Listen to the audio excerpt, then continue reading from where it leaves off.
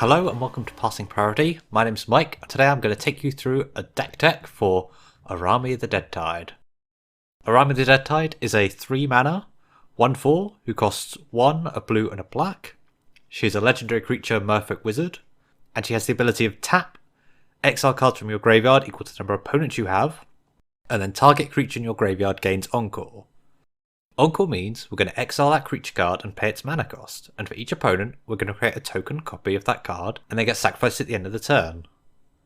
Now Araumi is a creature that joins the ranks of Tachyova and Sir Conrad of being an uncommon commander with far more than an uncommon power. And we're going to abuse that encoring ability to get huge enter the battlefield triggers out of our tokens. Let's start by looking at the ramp for our commander. As well as the usual Soul Ring, we have a smattering of 2 CMC artifacts of Arcane Signet, Dimir Signet, Mind Stone and Talisman of Dominance to help us get our commander out on turn. But we have some creatures that synergize as well with our plan. We have Deranged Assistant and Millikin, who for our purposes interact the same. We can tap and mill a card from the top of our library to get 1 extra mana. This helps us fuel our graveyard for when we actually get our army out. And a personal favourite of mine is Dreamscape Artist, which lets us discard a card and sacrifice a land to go get 2 basic lands onto the battlefield tapped. This adds 2 cards to our graveyard, getting us ever closer to that 3 cards we need to exile to encore out a creature. In our land base, it's mostly full of dual colour lands and basics, with the notable mentions being Ipnu Rivulet and a few deserts to support that, letting us target somebody to mill 4, which will be us, as well as cards like Witch's Temple and Mystic Sanctuary that let us put our cards back on top of our library if we need them. The decklist also includes Kabolkovs and Urborg, but for budget replacements these could just be made as swamps. We've talked about filling our yard, so here are some things to let us do that. We have a Perpetual Timepiece, which lets us tap and mill the top 2 cards of our library, and also sacrifice it to get our stuff back. But we also have creatures that on either enter the battlefield or dying will allow us to do that in Returned Reveler, Crow of Dark Tidings and Armed Scab. And we also have a Mindwreck Harpy, which does it at the beginning of our combat. We have some other creatures that allow us to do this as well. Doom Whisperer lets us Surveil for paying just 2 life, which allows us to put 2 creatures in our graveyard. We have Garuda, Doom of the Depths, which while a legendary, and if we encore it out only 1 will survive, the triggers will still activate and we'll still get to mill 12 cards and even return creatures from graveyards to the battlefield.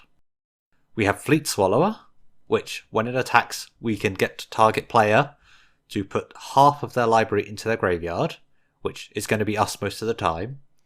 And with 3 of them out, that's 3 triggers we could have targeting us. And Magus of Bazaar is a small creature that lets us tap to draw 2 and then discard 3. Wheeling our hand is also a great way to get stuff into the graveyard. So we use stuff like Dark Deals and Windfall, as well as the creature Windfall of Jace's Archivist, to help empty our hand of creatures we want to encore out and get new cards. We're also running Fact or Fiction to let us opponents choose their own fate, and Forbidden Alchemy is a great include as we can cast it from our graveyard if it accidentally gets milled there itself. We're also running 2 cards that let us choose what we put in our graveyard. We run Buried Alive, which lets us get 3 cards from our deck and put them into our graveyard, and Corpse Connoisseur, which is a creature that lets us do it, but if we encore it out, we're going to get 3, allowing us to really set up our plays. As well as putting cards in our graveyard, sometimes we want to draw them as well. We run 2 Planeswalkers, Ashiok and Jace, that both let us draw cards or put stuff into the graveyard. We also run a few creatures that allow us to draw cards, with Floating Dream Zibira, which if we encore it out, and when we sacrifice all 3, we'll actually get to draw 9 cards. Tomb Lich, which cares about enter the battlefield and attacks, and being a 1/4 with Death Touch, not many people are going to want to block it. We have Loyal Drake, that cares if we have our commander out.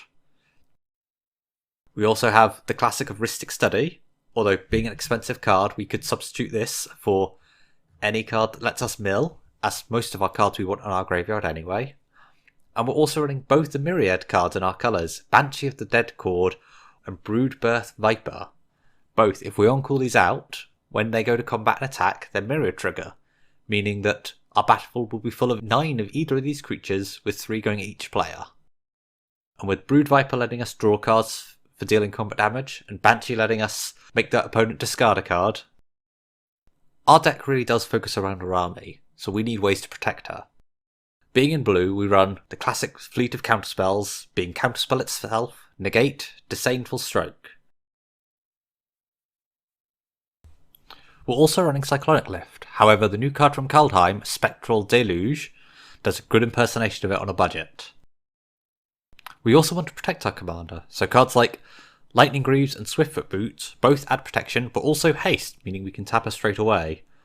And Lazotep Plating is a popular one, as it will help defend against those awful Bajuka Bogs, giving us hexproof.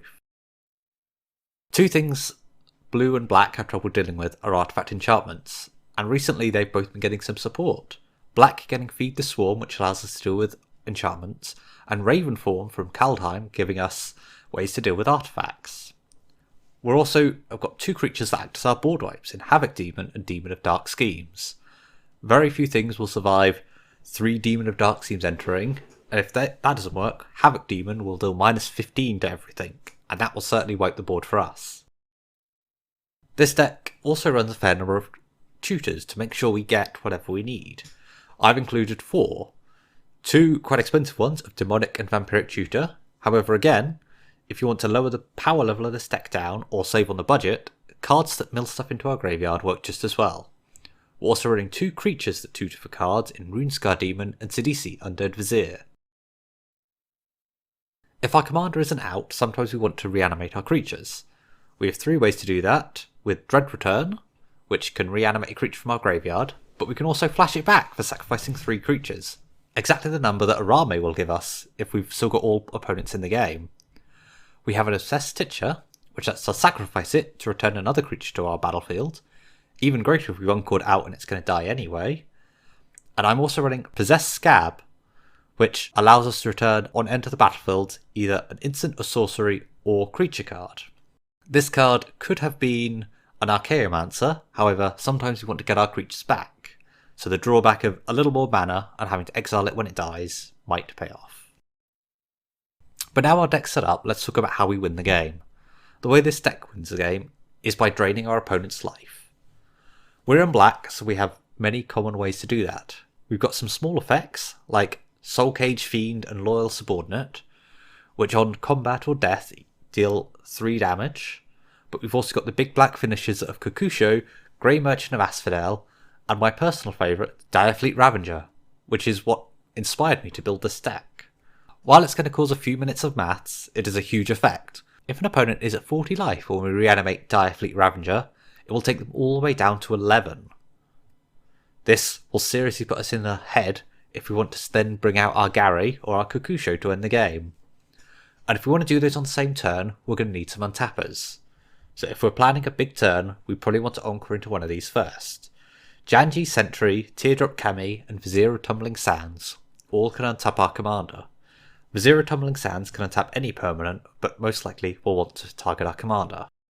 A few other cards to mention is we have a Grave Titan, which if we Encore it out and swing, will leave us with an army of 12 zombies, which will easily help close the game out, if we haven't already. And a Sundial of the Infinite as well, means that instead of sacrificing, we can just end our turn and keep our tokens forever. This deck list also features a backup combo just in case. Popular in most CDH formats are Thassa's Oracle and Demonic Consultation, while maybe not synergizing, help us close out the game. And there we have it, Araumi the Dead Tide, a powerful commander who should not be underestimated. I've been Mike from Passing Priority, and thank you for listening.